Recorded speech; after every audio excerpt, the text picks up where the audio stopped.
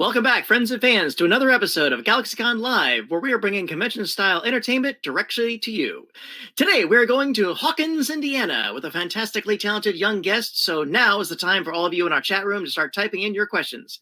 Immediately after this, you'll have the opportunity to talk to him directly through our private chat options, as well as purchasing autographs and personalized video recordings at GalaxyCon.com. And now, let's bring him out.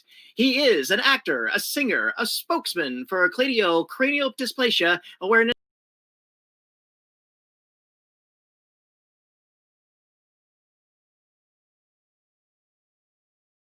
and whose credits include Broadway productions of Priscilla, Queen of the Desert, Les Miserables, Angry Birds 2, and of course the role of Dustin and Henderson in Stranger Things. Please welcome Gaten Matarazzo. Hey, everybody. Hey. Hello. Good. How you been, boss?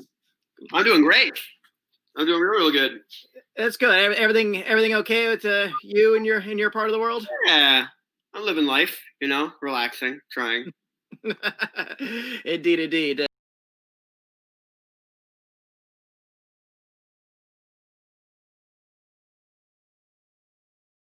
I may not know it. How did you get interested in acting? Well, when I was about 7 years old, I just turned 7. My sister had already been doing community theater locally where we live in New Jersey, and I didn't know anything about it. And she eventually wanted to start looking for representation so she could start to work as well. And there was a showcase in New York. So there's a showcase where representation goes, so a lot of different managers and agents. And my sister went and performed there. And one of the managers that was there took interest in her and wanted to sign her. And I happened to be there up in the city because I was 7 and couldn't be home alone. And I remember she asked me, she said, do you want to do this too? Just to start a conversation. And I said, yes. I had no idea what she was talking about. I just wanted to be like my big sister. And so after that, we went to her office a couple of days later so she could hear me read and sing for her. And then she signed me as well. And so it just kind of took off from there, kind of by accident. So yeah. It was cool. Yeah, you were not the first actor who went along with a sibling and then got caught in the mix. So there's definitely a precedent for this. So you, what was your first role you got cast for? My first role actually was Priscilla, Queen of the Desert. It was right out of the gate. That was the first thing. Well, it took almost 3 years. Okay, yeah. So it took almost 3 years of auditioning very consistently. I was up in New York, and I live in southern New Jersey, so it's about a 2-hour commute to New York. Yeah. And so I was making the commute to New York about 3 times a week after school to do a lot of auditions, and they would just come in. But I would hear the same stuff usually, just too short. A lot of trouble when it came to the whole teeth situation. So I was just wanted to keep on doing it. I was enjoying it, and usually you get used to the rejection. You get used to.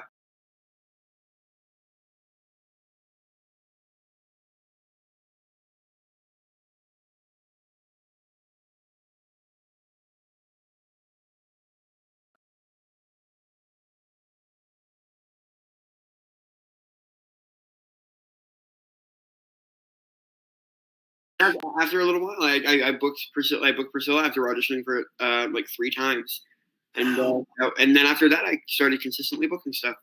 Nice. Going to Priscilla, what was that like to I assume probably your parent got the call like, hey, guess what?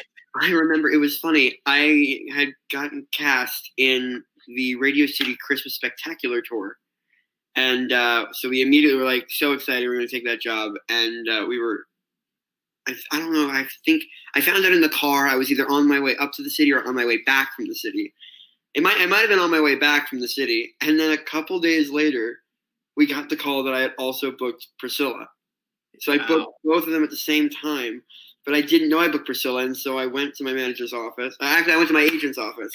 And my manager was there, which she never really is.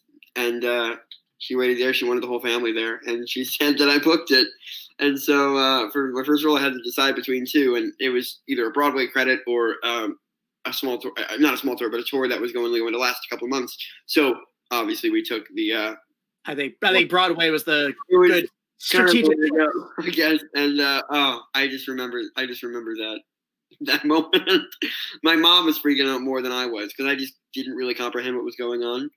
Yeah. I guess at that point I was just kind of tired and I was just ready to be like, oh, okay, let's do this. I don't even know what to do right now. But and how old were you then? I was 9. I was 8. I was 8 when I was cast. Wow. I started to run when I just turned 9. Wow. Getting your equity card at 8 years old. Yeah. That's yeah.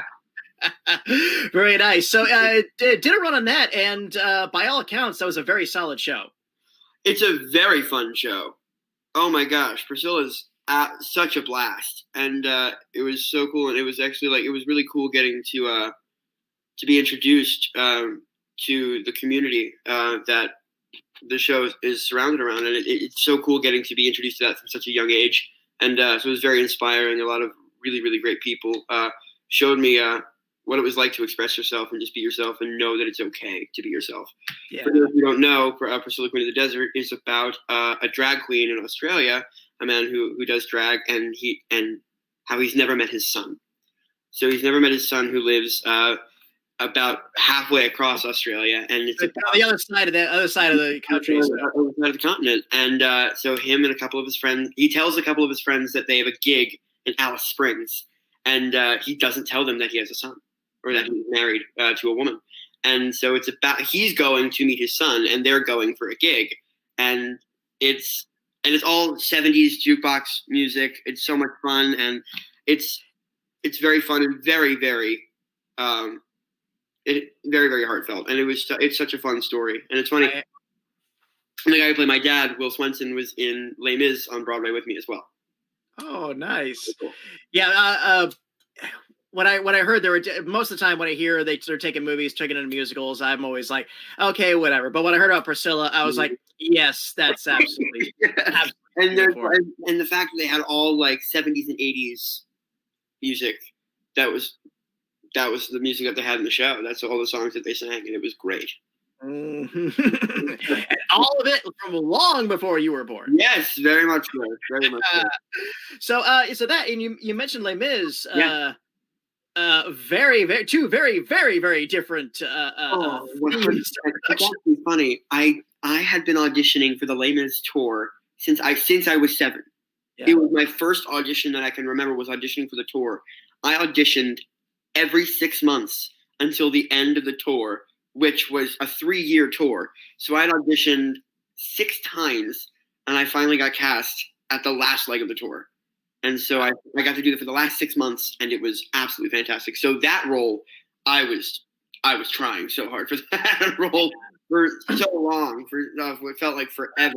Well, and again, too, it's I always tell everybody about the audition process. It's like, you're not auditioning for the role; you're auditioning to be welcome to come back and audition again. Yes, exactly. That's what. Oh my gosh, the amount of you get callback, final callback, second final callback, and then you just hear no. It happened. Right. It happened 6 times, and the last one came. I was like, let's just get it over with. Did you ever have to go to a costume fitting? And then that happened to me once. I got a costume fitting. I'm in. Nothing. No, they had to. That's ridiculous. Yes, it was. If they're fitting you for costumes, you should at least be in line to perform. But that's showbiz. That's showbiz. Absolutely. Crazy world. So you were really building yourself a really good theatrical stage background, and you still go to school. I do, yeah. So that was the hardest part, was having to balance. I still go to public school, and I'm graduating this year, which is exciting. I mean, it's weird considering the times we're in, but which is, I mean, I think we've all gotten used to the idea, at least us seniors, that we'll have to just watch our graduation on a computer screen. Yeah. But I had been going to public school my whole life, and so I would go up to the city after school to do the shows. And when I was in Les Mis, on Wednesdays, we'd have matinees. And so on Wednesdays, I'd miss school and have to catch up that work the next day. Oh, and when I was in the show in 6th grade, it was in March, and I was in 6th grade, and I was doing fine.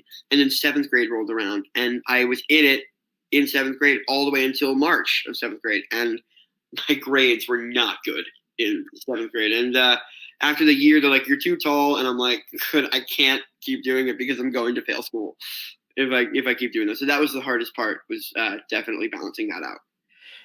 You raised an interesting point. I never realized that with child actors. As adults, we could age out of a role, but you literally sized out of a role. We literally got too tall to play or we were growing out of our costumes. And oh my gosh, every kid gets excited about getting tall, and they're like, "Oh my gosh, I've grown." It is a theater kid's worst nightmare. Oh my gosh, the conversations I've had. There was a park I'm not gonna say what the park is because I don't want people like going and stuff, because like the Broadway kids still go there and hang out. But it's in the city. It's near the theater district, and it's a little playground that between shows on Wednesdays and Saturdays, because most shows had Wednesday matinees, Saturday matinees. Yeah, the kids would all go after lunch and play in the park before having to go to the next show. Mm-hmm. And the amount of times that we've like compared heights and like measured ourselves on like the playground equipment, because we were like, "No, come on, you're standing up too tall. Just slouch a little, And we would get so scared. And eventually, you just hear kids being like their contracts weren't getting renewed, and like it was expected after the year because I was already too tall to play the part when I was cast. Me and Josh, who were both cast, two tallest kids in the room, and we looked at each other like, "Ugh, okay." We were both on the tour, and so we're like, "Yeah, we had a good run." And then they called us and they're like, "You're in," and we were already too tall. So I mean, that was fun. But I knew that we were already. I was surprised they renewed our contract once, because usually child actors get 6 months, and then they check to see if they've gotten too tall. Then another 6 months. Yeah, measuring. So scary. Literally, they're like, "It's time for measuring." And we're like, "No. Oh gosh." So.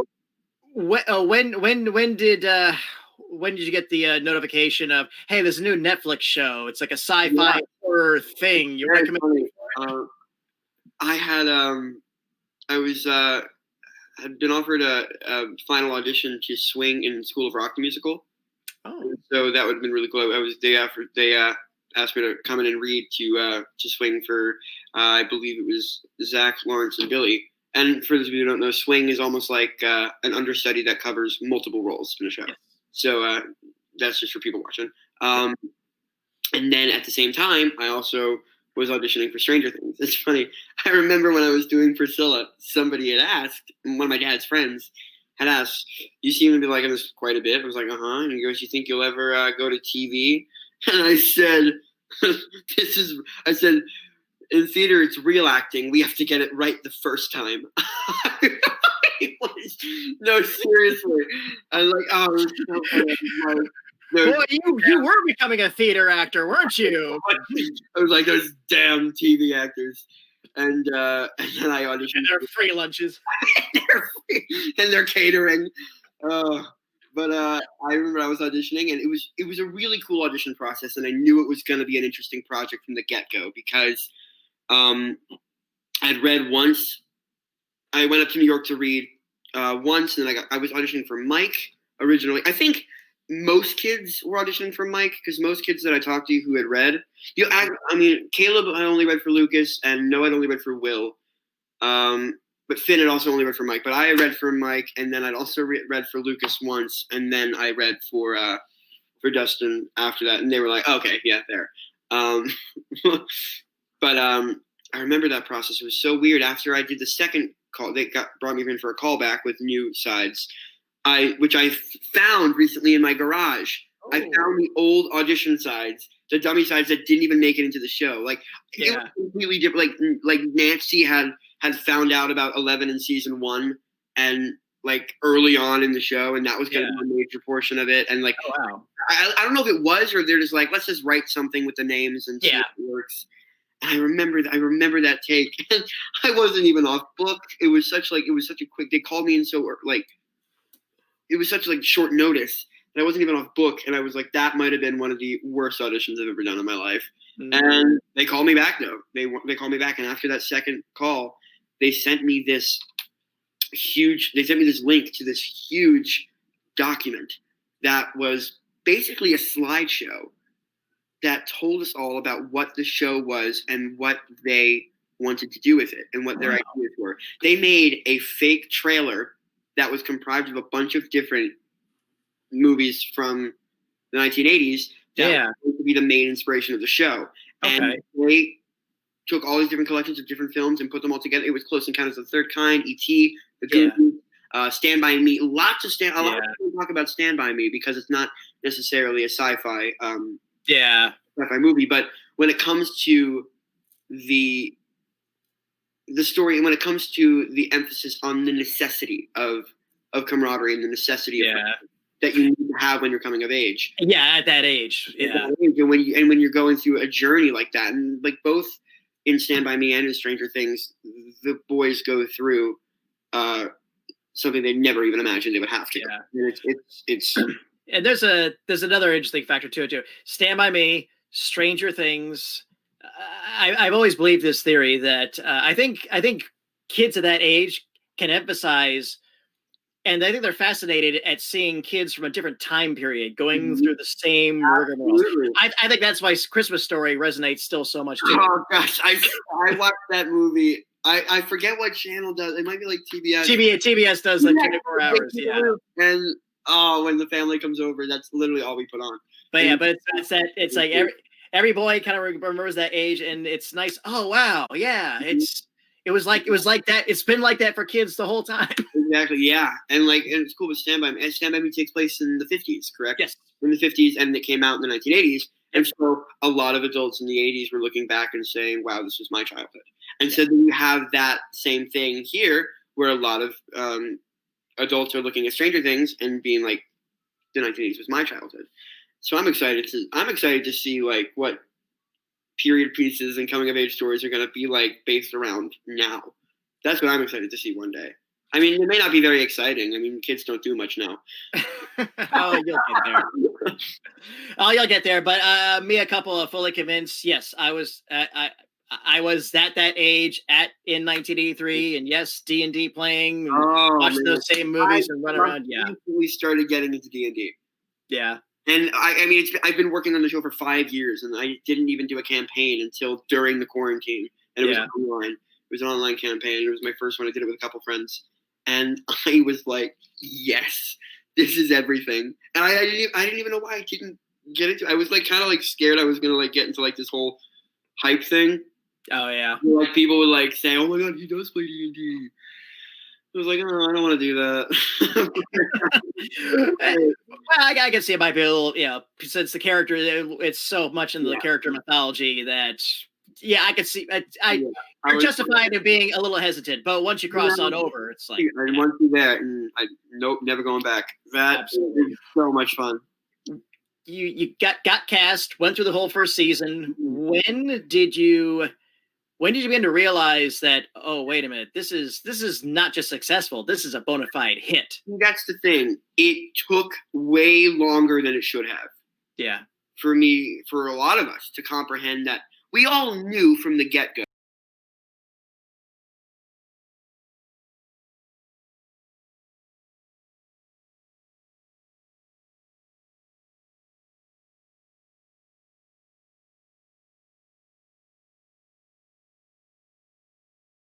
that there was a lot going for it in the sense that it could draw in a very diverse crowd, like lots of different age ranges and people who've grown up in different areas, and that's what's really cool about it. It's because a lot of younger kids will like to watch it because they see younger actors being represented in a show that isn't geared towards children, which is really, really cool. And then you also have people who look at the nostalgia based around it, which is really cool. But and so I knew that it was going to be like that. But then I'm trying to think of like when exactly I was like, And sometimes it's weird because Netflix they guard their figures very carefully, so it's almost like it's like you got to see from word of mouth. Truly, on social media, people, Stranger Things, and I was like, what's this? Yeah, right. I like, what? Actually, it might have been when I heard. I'm just playing with the cover for an outlet. I don't even know why. I remember hearing people talk about when they first started watching the show, and I hear a lot of people say that they were hesitant at first because they didn't want to just watch it because it was this hype. And I was like, there's hype? And they're like, yeah, there's people are watching it like just because everybody else is watching it, and it's like one of those. And I was like, oh, I didn't know that. I thought the people that were watching it like were drawn to it not necessarily because it was becoming it was gaining this platform on social media or so many different other fronts, but that people were just like that people were going into it and being like, this is like the show. Yeah. I heard all the time, and like that was really exciting. That's when I realized when people were like, I didn't want to be in the hype, but then I watched it, and now I never not watching it before, and I'm like, yeah, I know people that now they're grudging fans, you know. Yeah, and I was like, why didn't you start from the beginning? But then I realized that I do that too. That I don't watch shows until they've been out for like 3-4 seasons, and then I'm like, all right. Then I go into. I've watched shows. I hate that I get into shows after they're already over. I did not watch The Office until after it had ended, and because I wasn't really old enough to enjoy The Office when it first. See, there you go. Yeah. I wasn't really old enough to like really appreciate that, and it wasn't until recently I was like, oh. Well, again, as an old fart, I'm telling you, you have so many tremendous advantages in having access to all that stuff. Oh, you know? I mean, I'm from the VHS generation, so that's really cool. You missed it. It's done. And putting TV shows even on VHS was like, maybe it was like a Seinfeld level, sure, but otherwise, absolutely. So, tell us a little bit about CCD and your work with CCD Smiles. Okie dokie. Well, I'll start off with telling everybody what CCD is. CCD is short for cleidocranial dysplasia, which is a condition that I was born with. It is a genetic condition that affects the growth of the bones. A lot. It usually affects the jaw, which means that's why my teeth are all messed up. It's kind of like a trademark thing that I have going on, which is cool. It helps me. It helps me use my platform to talk about the condition. It also affects skull growth, and I actually have no collarbones. I have no clavicles. Most people who have it either have some underdevelopment of the clavicles, or just a good portion of people with it just have no clavicles at all. Wow. And like, I have a very mild case. And so I wasn't really able to understand what a lot of people who had it really went through until the show came out. And once I did the show, a bunch of people who had most people that I've met who have the condition have not met anybody else until we were able to get CCD Smiles up and running. And like CCD Smiles. So CCD Smiles is an organization that is raising money to help people with the procedures that go along with cleidocranial dysplasia. The founder, Kelly Wozniak, is a medical professional. She also has cleidocranial dysplasia, and she's been working on this for quite a while. And it took something like Stranger Things, and for that, it took that platform for it to finally launch and gain some ground, which is really, really exciting. But what we do is we raise money so people can pay for their procedures, because the biggest issue right now, one of the biggest issues, is not even just letting people know what the condition is, but letting doctors and medical professionals know what's up with the condition. Because I have heard so many horror stories about people not really knowing how to manage it. The reason I had no teeth in season 1 is because they pulled them out expecting my regular teeth to just grow in. They're like, it's a delay. We'll pull them out and they'll come on. Wow. That's what they always do. We'll just pull them out and they'll grow in on their own. You just have a delay. It'll work out. But the thing is that when I got my front teeth pulled, like 2 years prior to season 1. And so I just had that for a while. And and a lot of people, what's really scary is a lot of people will have a lot of those teeth extracted, expecting them to come in, and eventually they don't have any that they need. So they don't have those baby teeth that need to be there to be able to access to. And so a lot of people resort to implants, which are expensive and a lot of them reliable and not really sustainable in any way. And so that was the biggest thing. And what the worst part about it is that you have insurance companies going back and forth trying to argue whether it's medical or dental. The fact that it is a medical condition. This is a condition that and then what they do is they'll meet in the middle and they'll be like, hey, we don't have to cover this. This is a cosmetic surgery. I was about to say, Yeah. do they pull a cosmetic card on this? Cosmetic card on it, and having teeth is cosmetic, which is ridiculous. So we're trying to fight for advocacy for making sure that people who have cleidocranial dysplasia are covered medically to have those procedures done. So we've been working on that as well. But right now, what the funds are going to is making sure that we can get people to pay for things like implants if they've already gone to a point where they can't really return, or helping kids with the developmental issues in their jaw, and actually helping a lot of people with spinal situations and with problems with their back. A lot of people with the condition end up having scoliosis.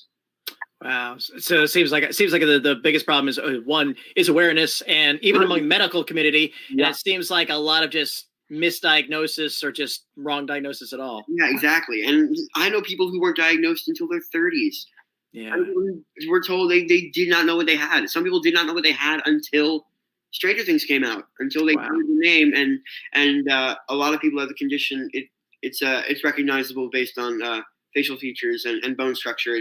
For people with more severe cases, it's easy to tell. So when some people saw me and realized that a lot of my features were similar to theirs, they were to look up and research, and they ended up being diagnosed, which is that was really interesting. That was really, really cool. Wow. And to let our audience know, GalaxyCon is donating 10% of this and of this experience to CCD Smiles. You are donating your whole gate to CCD Smiles. And we have a special commemorative GalaxyCon Gaytan t-shirt available. Yay! The Gaytan bot t-shirt. All the proceeds from this will go to CCD Smiles. You can head over to galaxycon.com and order yours right now, or at any other point, at least towards the end of the day. We might just keep this on our catalog as a permanent fixture, permanent basis. We'll figure that out later. But the main thing is you can get it right now. It's the GalaxyCon bot, our mascot, infused up with Gaytan's character, and this is nice. I'm going to get one really cool. That's a really cool shirt. You are immortalized, young man. I see that. Yeah. So if you want it, get it, because all the money there is going to the organization, and that would really help out a lot. That'd be really, really great. Absolutely, absolutely. And also, if you want to have a private chat with Gaytan, get a picture, get an autograph, you can also get that information at galaxycon.com. What do you say we take some questions from our audience? I would love that. Let's lay it on. I'll ask for Jude, our producer, to throw the first one at us. And this comes from Matthew.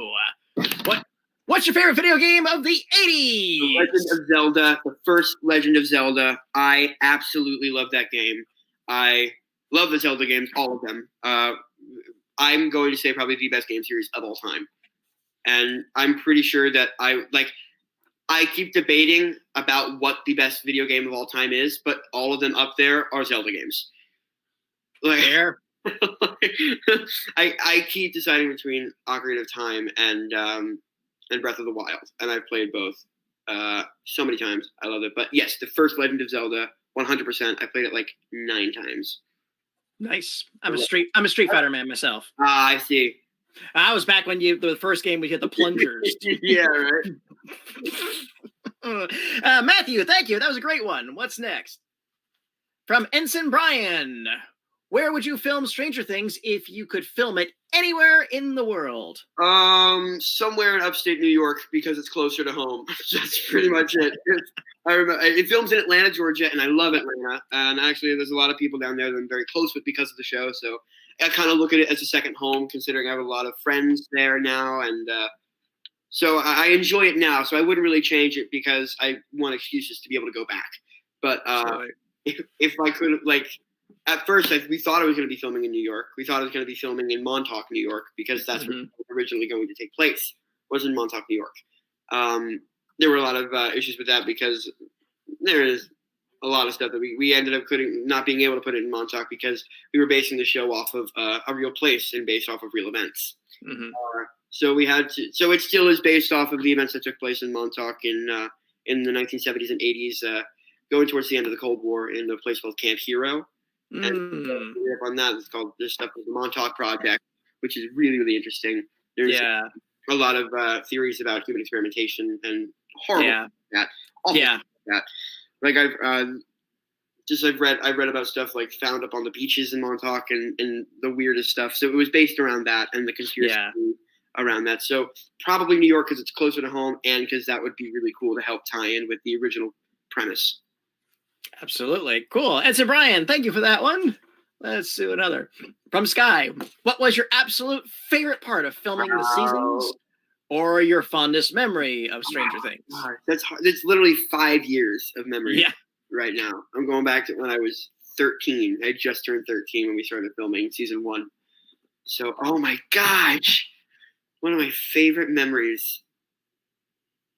Honestly, it might, and I know this is like, people are going to be like, but filming the never-ending story scene was genuinely one of the most fun experiences I've had working, like, seriously. And we knew, like, that it was going to hit like it did. Like, we knew it was going to become, like, the internet sensation thing.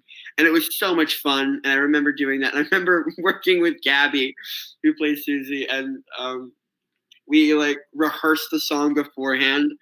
And we like planned. We made harmonies and like. Well, she's a Broadway girl too. She was in the production. She was in Fun Home on Broadway.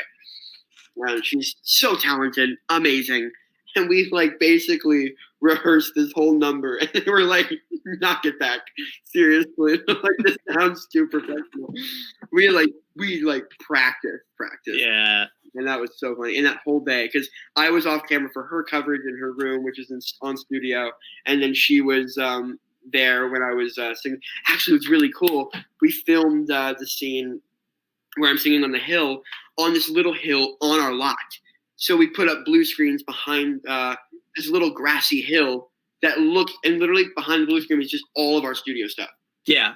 And all of the stages were there. And so it, like, they actually filmed like a lot of coverage just there on the lot and just made it look like we were out where we had filmed a lot of the wider stuff on the hills and stuff. So she was there for that because we did the whole day on down stages. And it was just because everybody was so freaking happy that day. I just remember afterwards, everybody was laughing. And it was just one of the better days that I can remember filming. Cool. Such good vibes on set. And everybody there was just so happy to be making that show. Yeah. It's so awesome. An honor. Awesome. Sky, thank you. That was a great one. Okay. Yeah. What's this one? Lily G. If you could be in any movie from the 80s, which would it be? Any movie from the 80s? Well, I'm going to say Star Wars because absolutely. But I know A New Hope was 77. So you could have popped in on Empire or Jedi. Empire, Return of the Jedi. I'm going to pick Return of the Jedi because it's like the movie that I have the most memories about is that one. Like, of course, I remember watching like the Star Wars. Star Wars is what launched me into entertainment. That wasn't Mickey Mouse Clubhouse. When I was watching like little kids, the first. And now it's the same thing. Yeah. And so now it's like that was the first form of entertainment that I was introduced to, and I was immediately in love with it. Immediately.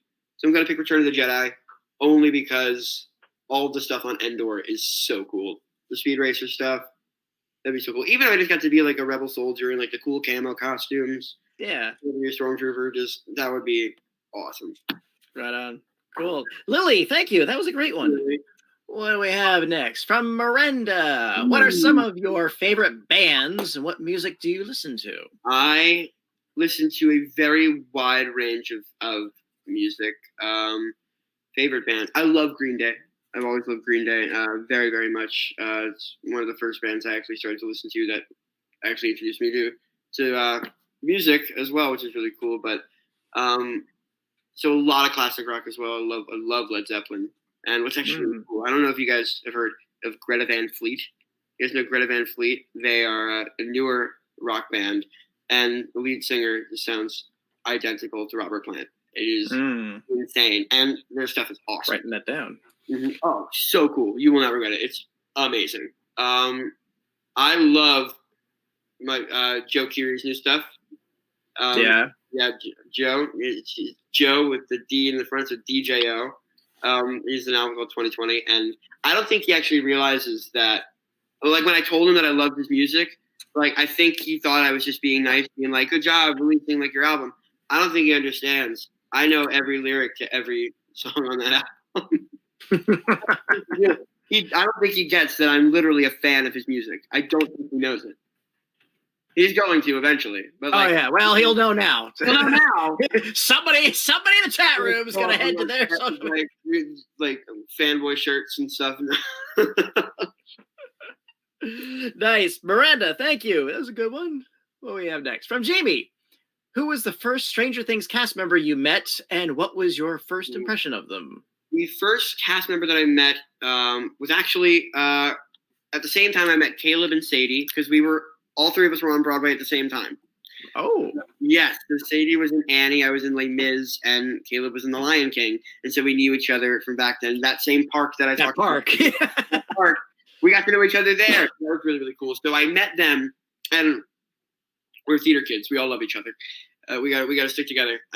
So like I always loved them, and like getting to work with them again was amazing. But in context of Stranger Things, the first cast member that I met during the audition process and in context of the show was Finn.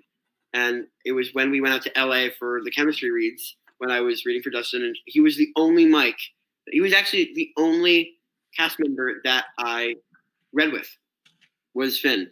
And we did the opening scene with at the D&D table, playing D&D, and Ross Duffer, one of our creators, read for Lucas because they didn't have a Lucas in at the audition room, so he was our Lucas, and they had I think he might have read for Lucas and Will during that, and I think they took that scene from the audition word for word, and it's in the show. But it was so cool, and he's so funny, and genuinely we got along instantly. And I remember how nervous he was going into it, and I remember, I mean, like I've been auditioning for 4 years before that, like just like more than that. I've been auditioning consistently for 5-6 years at that point, just going in and just doing as much as possible. So like the auditioning process was not as like jarring for me. I mean, it was different because I never had to go to like LA for like a chemistry read like that. So it was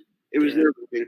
I remember seeing Finn biting his nails. His leg is bouncing up and down faster than I've ever seen anybody's ever. And he's reading his lines, and he looks terrified. And I just sat down next to him. I said, "Hey," and he looks at me and just goes, "Hey," and then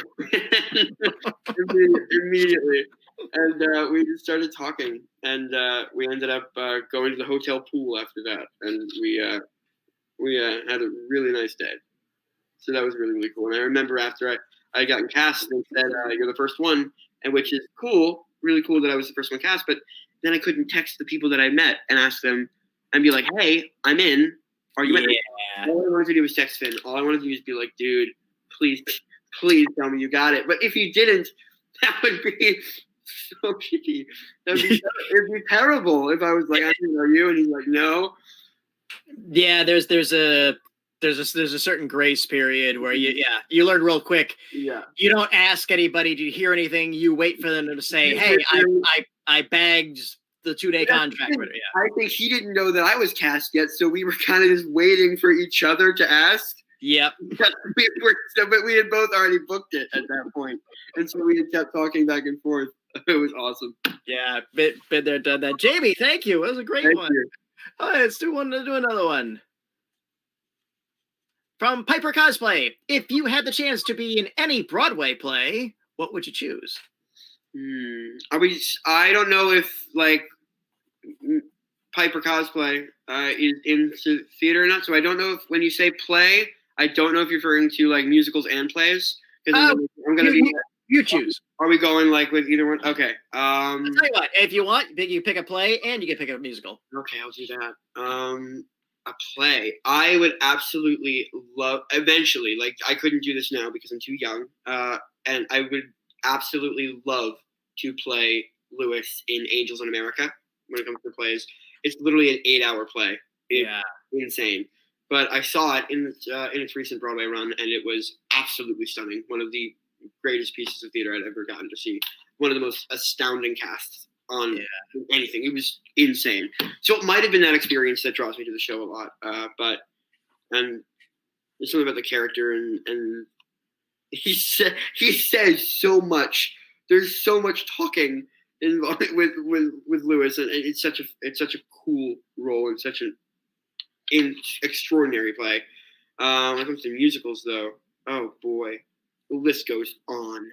Mm. Oh goodness, I absolutely adore Dear Evan Hansen, and I've read the novel that they made. I've seen the show twice. I've listened to music. I know all the music, and it's a role that I think so many people my age really can look into and really relate to, in a sense. And so it looks challenging as hell. And like I just like kind of blocked it off because he's such a tenor, and I'm very much a baritone. So like it's like I can always dream, but yeah. So when it comes to musicals, I would love to just be able to contribute with that in some capacity. But also, there's Toby and Sweeney Todd, which is really, really high up on the list. If they ever brought back City of Angels, I'd cast you as the writer in that. Yeah? Yeah. Love that. Yeah. Totally see it. I mean, yeah, get a few more years on you, and right. Yeah. Amazing. Yeah, I could totally see you in that. Cool. Yeah. And what our audience can see, a reminder that if you'd like to privately chat with Gaytan like I am now, buy one of these awesome charity t-shirts, purchase an autograph, personalized recorded message, please head over to sign up at galaxycon.com. This is for charity and a chance to talk to this awesome young man. Cool. Let's do another one. Natalie, what was the biggest challenge while filming? Thank you, Natalie. The biggest challenge while filming. Wow. Again, list goes on. It's a very exciting show to be a part of. Very high intensity, high energy show to be a part of. And though it's very fun, it comes along with its fair share of challenges. But from when it comes to filming itself, night shoots are always the best and the worst, because that's why you make most of the fun memories on our night shoots, because everybody is so tired that they're so giggly. And so every time we're just like, all we need is like, and I think everybody, it's like 3 a.m. and we all have coffee and we all have the caffeine jitters, but we've been up for like 20 hours already. And like, we're just like, we know that there's still hours ahead. And like, it's those times that where you have to just like laugh at it, but it can get very stressful. But when it comes to just being a part of the show in general, it has to be being away from home for a very long time. I mean, due to the pandemic, I've been home for quite a bit and getting to relax here. So I mean that I've been kind of getting antsy trying to get back into work just because it's been for a very long time. But we're usually in Atlanta filming for 7-8 months.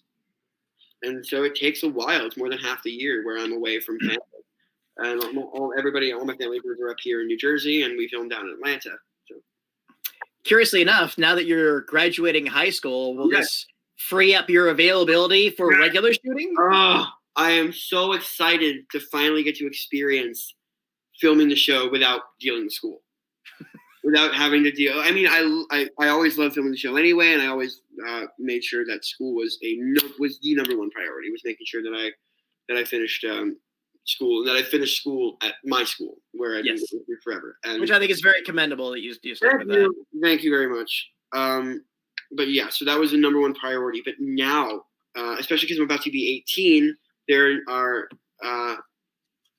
different rules. There are no more rules.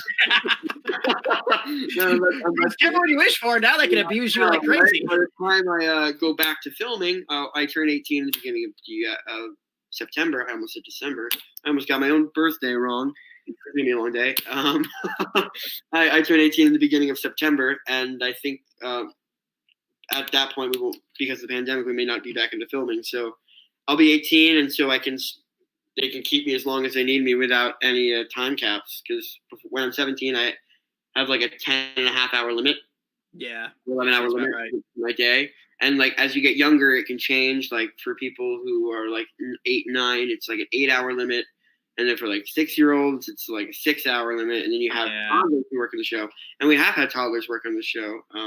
The twins who play Mike's little sister, whose time cap is at like 3-4 hours, which is good and completely understandable. And everyone should completely support that. They're little babies working on the show, and so they got to make sure that they're taken care of.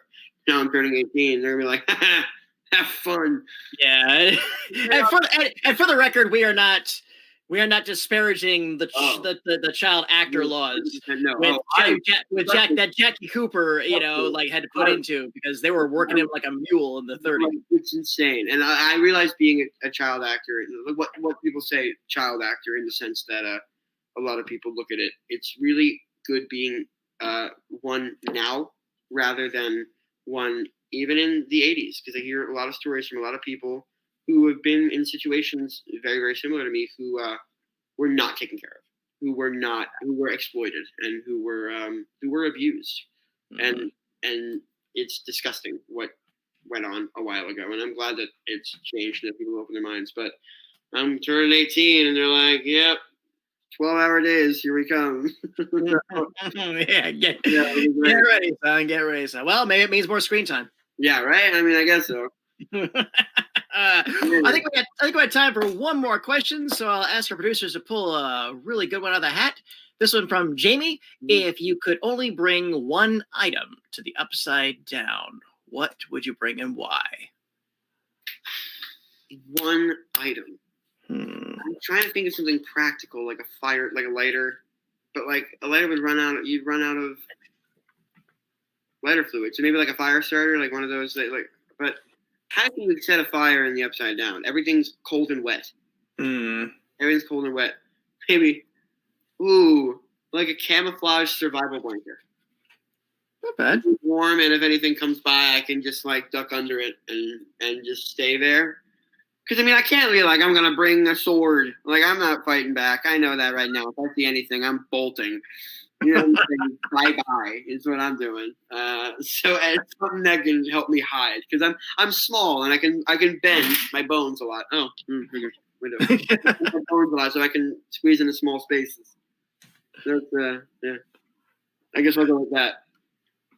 Absolutely fair. Absolutely fair. Yeah. GalaxyCon. This has been Gaten Matarazzo, and this has been my time, but it does not have to be yours. If you would like to chat with our guests, buy one of these awesome charity t-shirts for CCD Smiles, purchase an autograph, a personalized recorded message, please head over to galaxycon.com. And while you're there, be sure to check out our schedule of upcoming events like this one. Gaytan, before we go, any final words? Thank you guys for tuning in.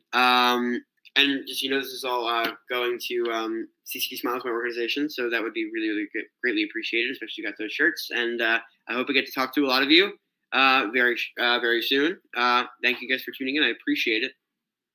Thank you for sitting with us, my young friend. This has been an absolute delight. And thank you to our audience. Thank you for those great questions. Gaytan, we look forward to having you back live on a GalaxyCon stage in front of your fans. I know. Yes. Well, let's hope so, indeed. Ladies and gentlemen, thank you for joining us. We hope to see you again tomorrow, where GalaxyCon Live will be hosting the cast of CW's The Flash and the classic 80s horror film Fright Night. Bye-bye, everyone. Take care and keep washing those hands.